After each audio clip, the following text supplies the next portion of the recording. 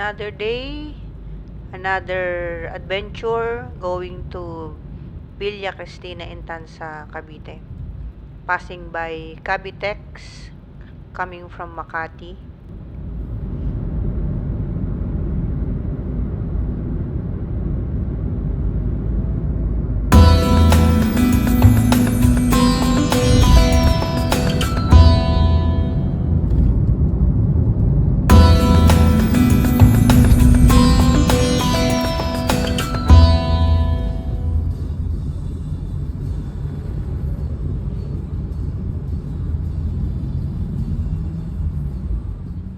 Passing by Antero Superhighway.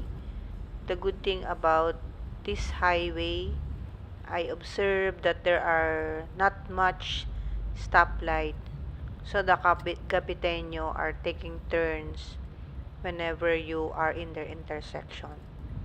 Good to know that they have this kind of discipline in that area.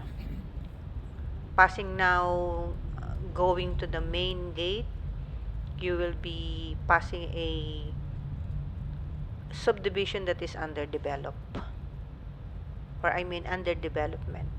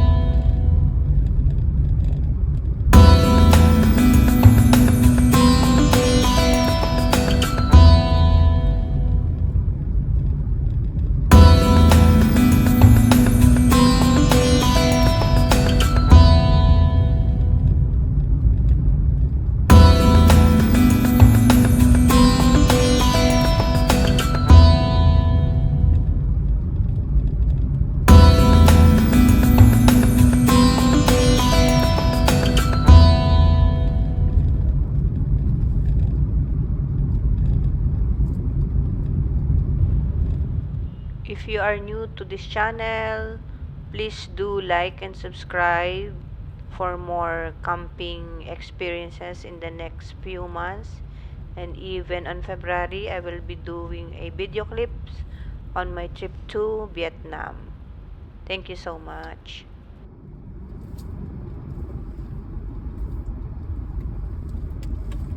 Ito po yung sa Villa Cristina. Villa Cristina. Itong gilid to na paderwan, dito lang. Oo. Itong bukyan. Okay, thank you po.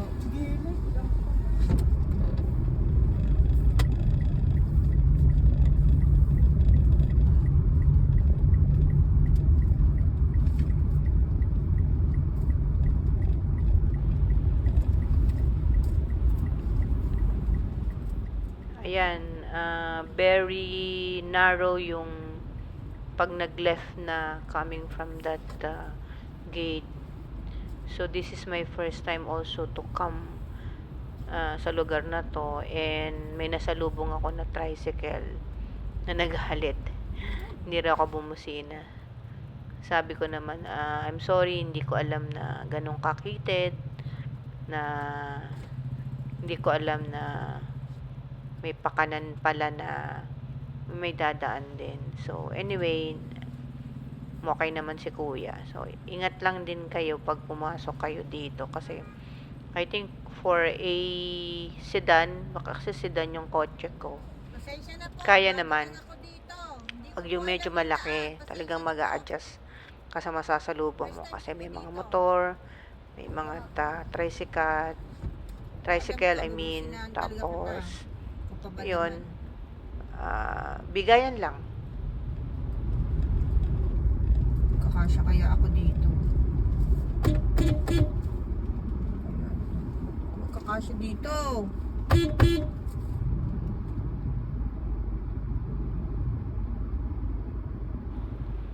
So, dito naman sa point na to, nakaharang yung tricycle. Medyo sinasakop niya na yung daan. Kaya ilang beses akong pumusina, nag-ask ako ng help. So, may tumulong naman sa akin na mag-guide para hindi ko siya matamaan. So, ayun lang. Medyo yun yung isang downside ng Villa Cristina Resort Beach. Masyadong makitid yung daan. Pero kaya naman. Tsatsagain mo lang.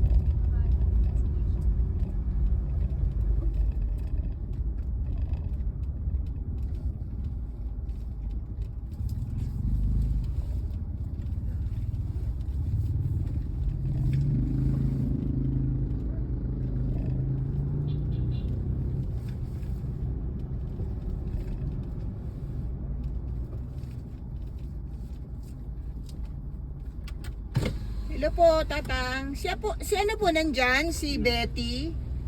Yung sinangay niya. Ay, hello po. Si Betty po kausap ko eh. Si Betty po kausap ko. Ah, si Betty ba? Oo, nasaan po siya? Ay, hindi po umano eh, bukas pa. Ah, okay. Sabi ko po mag-ano ako, 10 camping. Ah, ngayon, ma'am? Oo. O, sige, ma'am. Overnight. Opo. Oo. So, hanggang saan po yung sasakyan? Hanggang dito lang? Pwede nyo na ho ipasok. Pasok ko na lang sa camping kasi may mga gamit Oo, ako. pasok nyo na lang. Kahit ilabas ko na lang pag inibaba ko yung Okay gamit, lang no? po. Opo. Sige po. Ano po pangalan nyo? Julie, mami, ako ni Betty. Ah, sige po. Saan?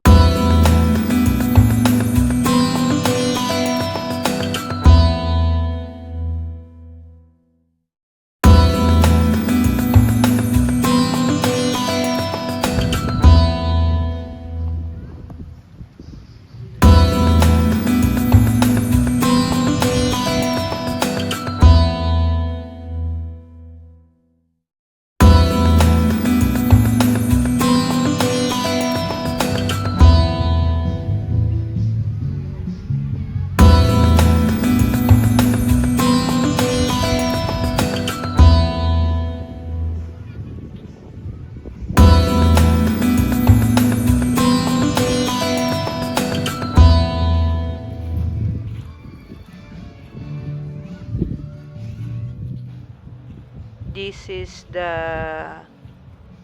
camping area. So, success naman ako. Mag-isa akong nag-camp nung time na yon. That was like December 29. So, 2 days before the New Year countdown. Maganda naman yung view nila. Malinis yung lugar. Medyo ang downside pa na isa, madaming taong dumadaan dun sa near ng aking tent kasi binagyo sila dito eh. Yung lugar nila na yon, yung sa kaliwa, na sira yung mga camping cottages nila or yung cottages na nabagyo. Kaya yung mga tao dumadaan doon. So, this is a private resort and then sa kaliwa nun is housing na ng mga yung nadaanan ko kanina na when I pass by going to the main entrance ng Villa Cristina. So, may mga bahay-bahay doon. So, sila tong mga tao na pupunta dito.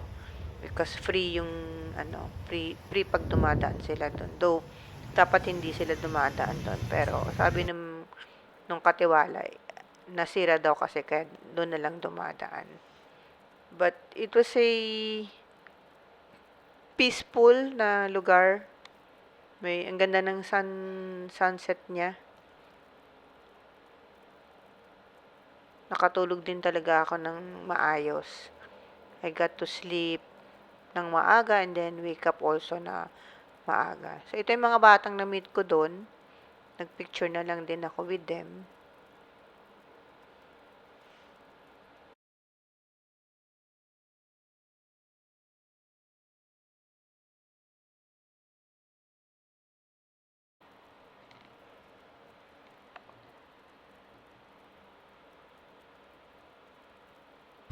Hoy, hoy, hoy! Hoy! O, ayan. Nagagalit si kuya kasi nagtatakbuhan sa tulay yung mga na dumadaan doon ng mga bata. Alright. So, dinner time. Nagluto ako kasi wala naman mabibilhan doon sa loob.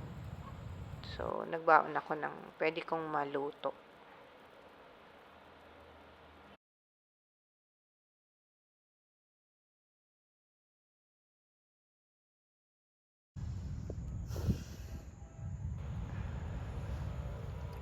So, after makapag-dinner, nag-shot tayo ng red wine na nag-cause para ako ay makatulog ng maaga. Lakas ng tama ng alcohol. Though, mababa lang yung percentage niyan. Para lang bumaba yung kinain mo na beef steak. Isang baso lang yan.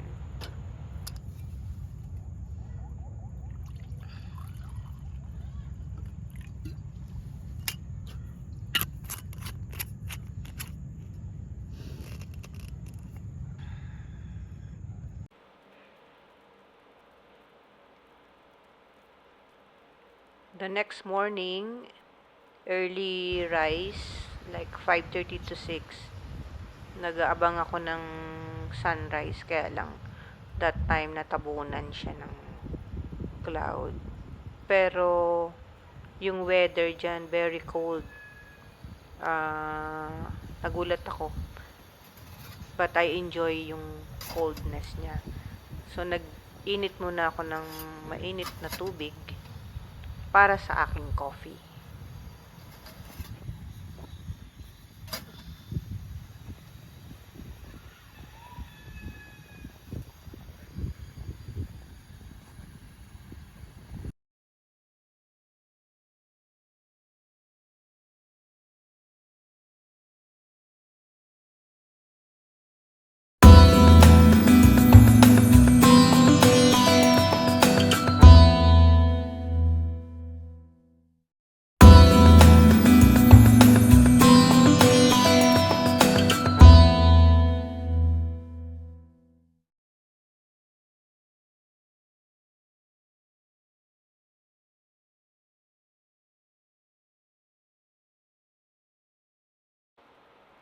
Walking in the sun.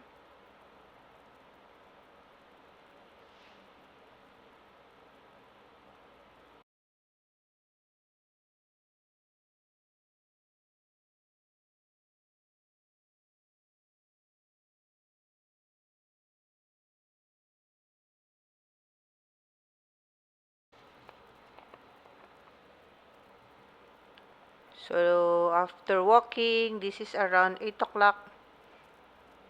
Ayan, nagutom na ako. Went back to the tent and prepared my breakfast. I have an egg and brown rice and a sausage, ay Hungarian sausage. Yan, nanilagay ko sa aking cooler. So, nabuhay naman siya. Nag-survive naman siya. Cold pa rin siya when I'm opening it.